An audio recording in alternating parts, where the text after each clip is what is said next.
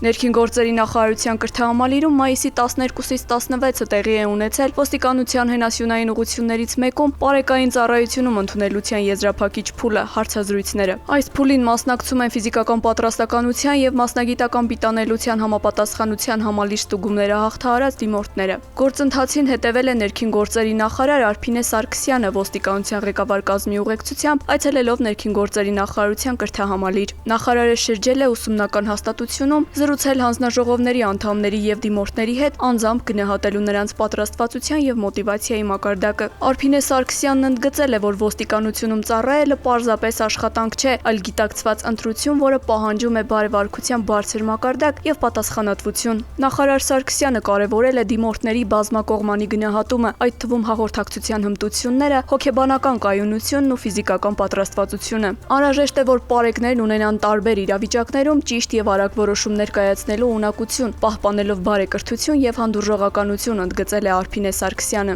Ընտրող հանձնաժողովների կազմը ներառական է։ Ներգրավված են ոստիկանության, պետական այլ կառույցների, միջազգային կազմակերպությունների, ինչպես նաեւ հասարակական սեկտորի ներկայացուցիչներ եւ հոգեբաններ։ Պարեկային ծառայության պետի տեղակալ Արմեն Մաթևոսյանը, որը նաեւ ընտրող հանձնաժողովներից մեկի նախագահն է, մանրամասնել է ապագա պարեկների կողմից ոչ ստանդարտ իրավիճակներում մոտեցումների կարեւորությունը, նրանց ունակություններն ու կարողությունները գնահատելու չափորոշիչները։ Հանձնաժողովի հիմնական նպատակը կայանում է նրանում, որպեսզի հասկանանք ապագա պարեկներին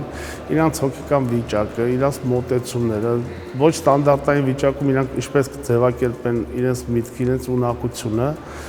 Մենք իհարկե հասկանում ենք, որ իրանք շատ բաներ դեռ չգիտեն, 6 ամիս պետք է սովորեն, բայց նախնական որոշակի գնահատական ենք ուզում ստանանք։ Հանձնաժողովը ունի 6 անդամ եւ դրվում է քվեարկության, դեպքեր ենք ունենում, որ միամուռ ենք որոշումը կայացնում, դեպքեր ենք ունենում, որ տարաձայնություն է լինում, բայց ընդհանուր հանձնաժողովի որոշումներ են կայացնում։ Ընդունելության գործընթացը թափանցիկ է, իսկ չափորոշիչները խիստ, բայց հաղթահարելի։ Պարեկային ծառայությունում ընդունելություն մրցույթի համար սահմանվել է 239 տեղ, որոնցից 190-ը նախատեսված են իգական սեռի դիմորդների համար։